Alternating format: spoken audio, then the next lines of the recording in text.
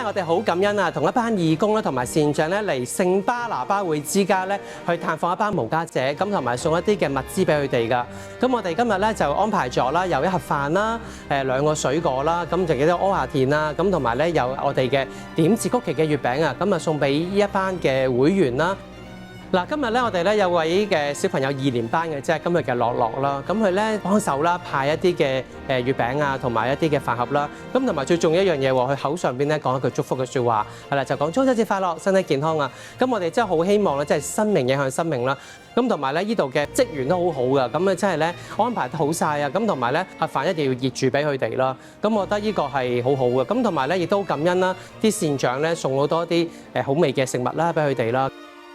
係啦，咁我哋嘅派飯咧活動咧就唔係一次性嘅，咁我哋成日都講啦，義務工作咧最重要係一個持續性同埋講孝道啊，係啦，咁所以咧今次咧即係第一次啫，咁我哋未來啦仲有2次到3次啦，仲會派飯俾呢班會員同埋朋友仔嘅，咁我哋好希望啊得到更加多善長嘅支持啦，可以咧整年啦，係啦，咁我哋咧每個月都可以派到飯俾啲有需要嘅朋友仔，咁啊等佢哋咧可以真係最重要一樣嘢，唔係淨係一飯可以飽肚之外，最重要知道人關心佢啦，同埋關愛係啦，呢個先係最重要㗎。